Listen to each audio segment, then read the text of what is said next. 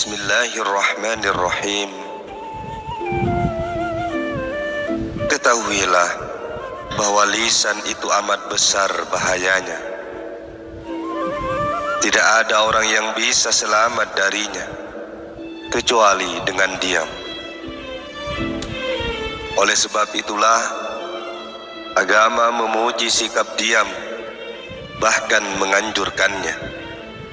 Sebagaimana sabda Rasulullah sallallahu alaihi wasallam, barang siapa diam, niscaya akan selamat.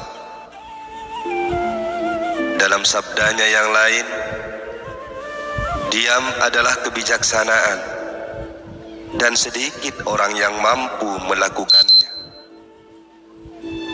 Maksudnya, diam itu kebijaksanaan dan keteguhan. Dari Abdullah ibnu Sufyan bahwa ayahnya berkata, aku pernah bertanya kepada Rasulullah sallallahu alaihi wasallam, wahai Rasulullah, beritahukanlah kepada aku tentang Islam, akan sesuatu yang aku tidak akan bertanya lagi kepada seorang pun sesudah engkau. Maka beliau berkata, katakanlah, aku beriman kepada Allah, kemudian istiqomahlah. Ayah Abdullah ibnu Sufyan kemudian bertanya lagi, apakah gerangan yang harus aku pelihara? Rasulullah sallallahu alaihi wasallam lantas menunjuk lisannya dengan tangannya. Uqbah ibnu Amir berkata, aku pernah bertanya kepada Rasulullah sallallahu alaihi wasallam, ya Rasulullah, apakah keselamatan itu? Beliau menjawab, tahanlah lisanmu dan hendaknya rumahmu menyenangkanmu karena penuh dengan zikir-zikir, dan menangislah atas kesalahanmu karena menyesal. Diriwayatkan oleh Sahal ibnu Sa'ad As-Sa'idi bahwa Rasulullah sallallahu alaihi wasallam berkata, barang siapa berjanji kepadaku akan menjaga apa yang ada di antara jenggot dan kumisnya, atau mulut, dan apa yang ada di antara dua kakinya, atau kemaluan, niscaya aku akan menjamin surga baginya. Dalam sabda beliau yang lain, barang siapa menghindari kejahatan kop-kopnya, zab-zabnya, dan lak-laknya, berarti ia telah menghindar dari semua kejahatan. Kop-kop adalah perut, zab-zab adalah kemaluan, dan lak-lak adalah lisan. Kebanyakan manusia akan binasa oleh ketiga syahwat ini. Rasulullah sallallahu alaihi wasallam pernah ditanya tentang sesuatu yang paling bisa menyebabkan seseorang masuk surga. Beliau menjawab, takwa kepada Allah dan berbudi pekerti mulia.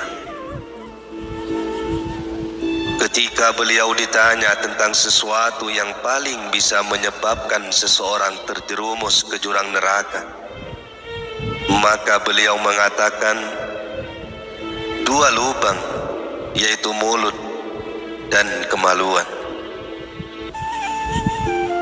Bisa jadi yang dimaksud dengan mulut adalah bahaya lisan, sebab mulut tempatnya lisan. Bisa jadi pula yang dimaksud dengan mulut adalah perut, karena perut adalah sumbernya. Muaz ibnu Jabal berkata, aku bertanya kepada Rasulullah, ya Rasulullah, apakah kita disiksa karena apa yang kita katakan? Maka beliau berkata, bagaimana engkau ini, wahai Ibnu Jabal? Manusia tidak dijerumuskan ke dalam neraka kecuali karena apa yang dihasilkan oleh lisan mereka. Abdullah Ats-Tsaqafi berkata, aku pernah bertanya kepada Rasulullah sallallahu alaihi wasallam, "Ya Rasulullah, katakanlah sesuatu yang bisa kami pegang teguh." Beliau berkata, "Katakanlah, Tuhanku adalah Allah." Kemudian istiqomahlah. Lalu aku bertanya lagi, "Ya Rasulullah, apakah yang paling menakutkan dan apa yang paling kau khawatirkan akan diriku?" Beliau lantas memegang lisannya sambil berkata, "Ini."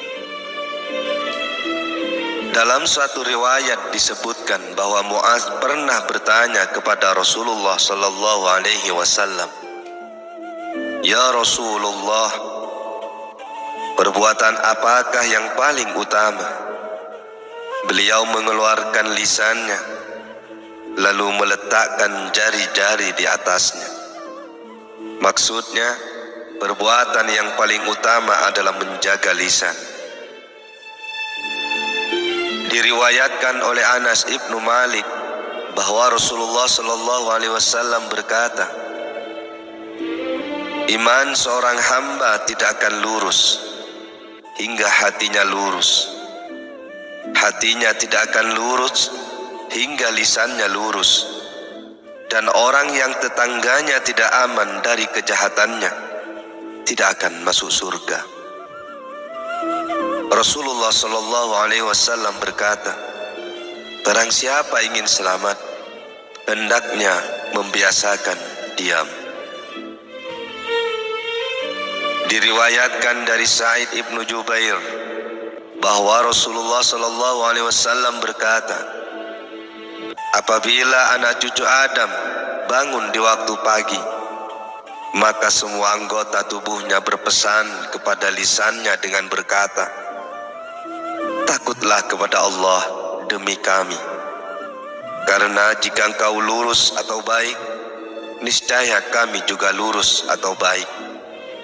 Jika engkau bengkok atau jahat, niscaya kami juga bengkok. Ada yang meriwayatkan bahwa Umar ibnu Khattab radhiyallahu an pernah melihat Abu Bakar radhiyallahu an tengah menarik lidahnya. Lalu Umar bertanya, apa yang kau lakukan, wahai Khalifah Rasulullah? Abu Bakar menjawab, inilah yang menyeretku ke lembah kebinasaan. Bukankah Rasulullah sallallahu alaihi wasallam berkata, segala sesuatu dari jasad ini akan melapor kepada Allah tentang lisan karena ketajamannya? Diriwayatkan dari Ibnu Mas'ud bahwa ia berada di atas bukit Sofa mengumandangkan talbiyah. Lalu ia berkata, hai lisan, katakanlah yang baik, niscaya engkau akan memperoleh kemenangan. Dan diamlah dari segala kejelekan, niscaya engkau akan selamat sebelum menyesal nanti. Kemudian ditanyakan kepada Ibnu Mas'ud, wahai Abdurrahman, apakah itu ucapanmu atau berdasarkan apa yang kau dengar? Ibnu Mas'ud menjawab, aku mendengar dari Rasulullah sallallahu alaihi wasallam yang berkata, sesungguhnya kesalahan anak Adam atau manusia paling banyak terdapat pada lisannya. Ibnu Umar radhiyallahu an meriwayatkan Rasulullah sallallahu alaihi wasallam berkata, barang siapa menjaga lisannya, niscaya Allah menutupi aibnya. Barang siapa menahan amarahnya, niscaya Allah melindungi dari siksanya. Barang siapa memohon ampun kepada Allah, niscaya Allah menerima permohonannya. Muaz ibnu Jabal berkata, ya Rasulullah, berwasiatlah kepadaku. Maka beliau memberinya wasiat, sembahlah Allah, seolah-olah engkau melihatnya. Anggaplah dirimu dalam golongan orang-orang yang mati. Jika engkau menghendaki, aku akan beritahukan kepadamu tentang sesuatu yang paling menguasaimu dari semua ini. Lalu beliau menunjuk kepada lisannya dengan tangannya. Diriwayatkan dari Sufyan ibnu Salim bahwa Rasulullah SAW berkata, "Maukah kalian aku kabarkan tentang ibadah yang paling mudah dan paling ringan bagi anggota tubuh? Yaitu diam dan berbudi pekerti mulia." Abu Hurairah radhiyallahu an berkata bahwa Rasulullah SAW berkata, "Barang siapa beriman kepada Allah dan hari akhir, hendaklah berkata benar atau bersikap diam." Hasan berkata, "Dikatakan kepada kami bahwa Rasulullah SAW bersabda, Allah memberikan rahmat kepada hamba yang berbicara, lalu mendapatkan kemenangan, atau diam lalu selamat." Maksudnya, jika engkau tidak bisa berkata yang membuatmu menjadi baik, maka pilihlah diam yang membuatmu selamat. Dengan demikian, engkau mendapat rahmat dari Allah. Pada zaman Nabi Isa alaihissalam, orang-orang berkata kepadanya, "Tunjukkanlah kepada kami akan perbuatan yang mengantarkan kami ke dalam surga." Nabi Isa menjawab, "Jangan bicara selama-lamanya." Mereka berkata, "Kami tidak mampu melakukan itu atau diam selamanya." Nabi Isa pun berkata, "Jika demikian, maka jangan berbicara kecuali tentang kebaikan."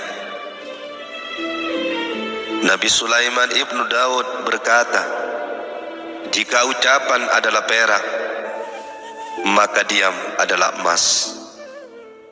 Sebuah hadis diriwayatkan oleh Barra ibnu Azib.